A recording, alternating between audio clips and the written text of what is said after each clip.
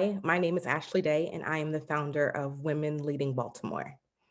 Women Leading Baltimore is what so many other women needed, and maybe some of them had when they were going through their high school years. And so it's sort of a non traditional mentoring organization focused on connecting high school girls with professional women in Baltimore who are doing the work that they aspire to be in. Unlike most mentoring organizations that have sort of like that one-to-one pairing, we look more at pods.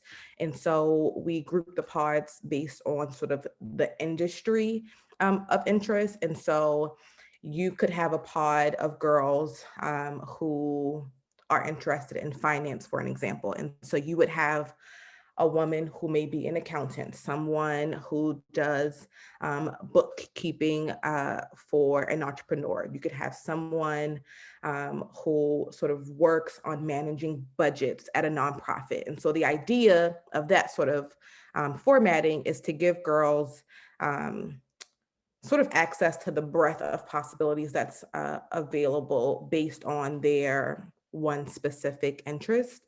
And then sort of the other component of Women Leading Baltimore is giving girls access to the city that they live in. If you're familiar with Baltimore, you know that most of our youth don't really go beyond where their schools are located and where they live.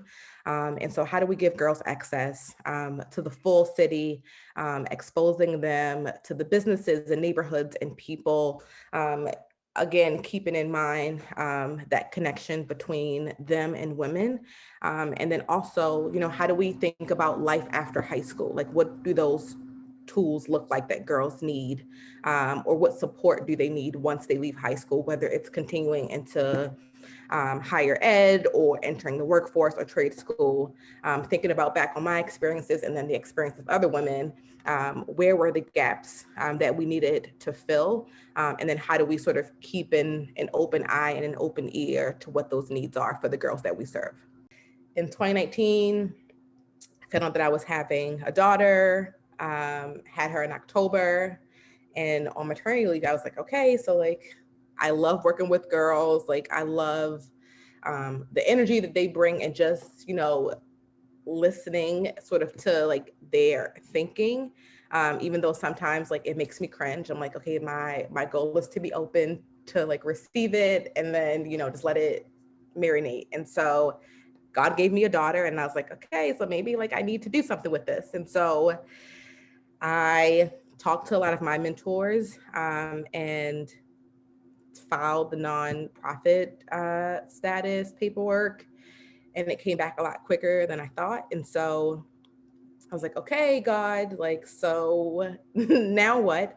And I met with a group of girls who I know pretty well, and then a couple that I had recently met, and I was like, okay, I have this idea. I want to share it with you.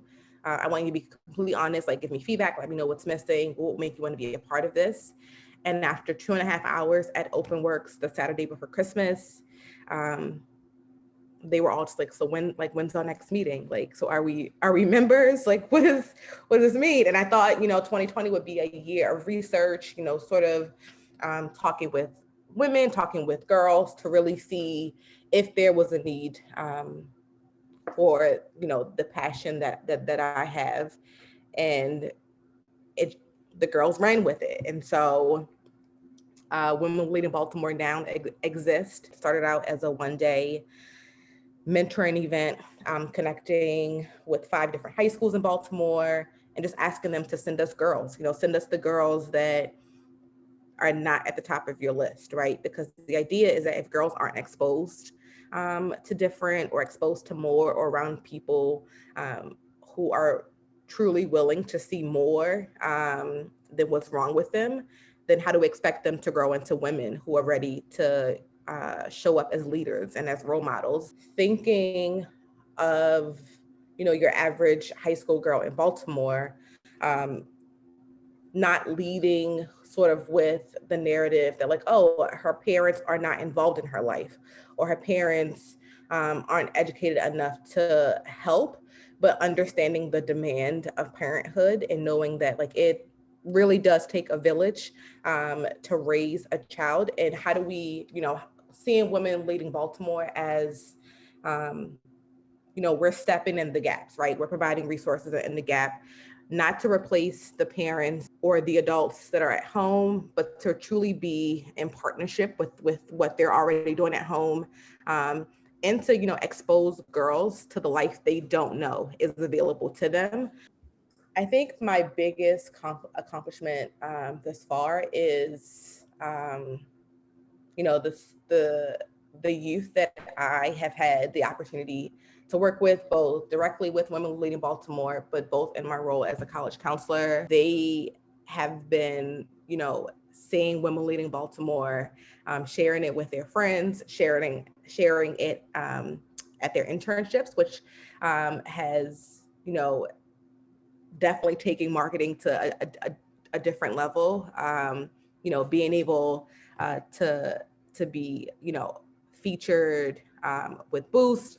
I would have not known that the initiative had existed, or that it was even available for me to share the work of Women Leading Baltimore.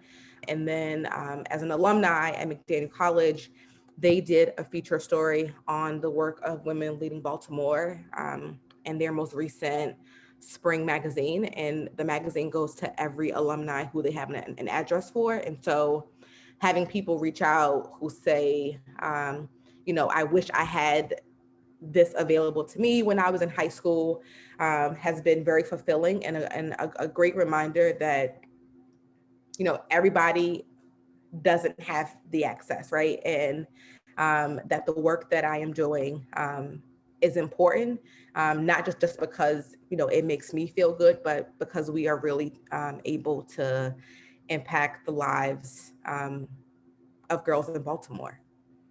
And then I guess the learning sort of, or like pain point, is really just, how do you think about this passion, this baby that you've birthed, that, you would do for nothing, right? Because it's my life's work, right? I know it's why God created me.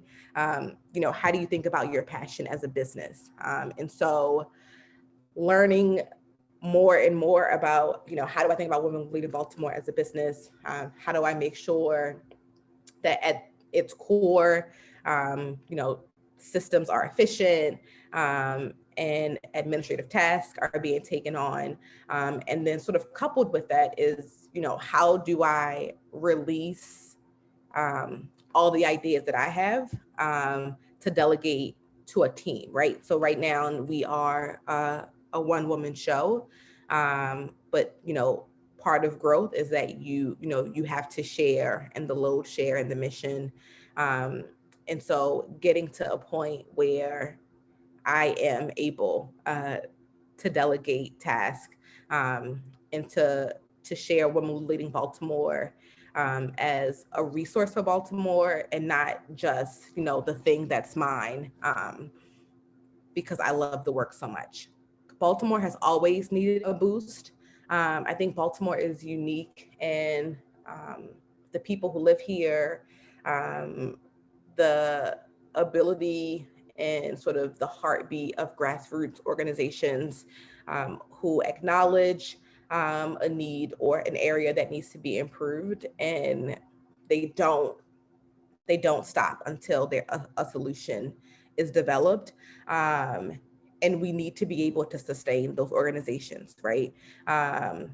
A lot of the work that happens historically within our city happens in the kitchens, in the churches, in the community centers, of the people who have a pulse on their community, who want to make it better. And whether it's financially, or just like a lack of partnership, collaboration, resources, or education, we need to be able to elevate the work of those grassroots organizations so that they, one, can sustain themselves, but then also so that we can truly see the fruit of their labor for years to come.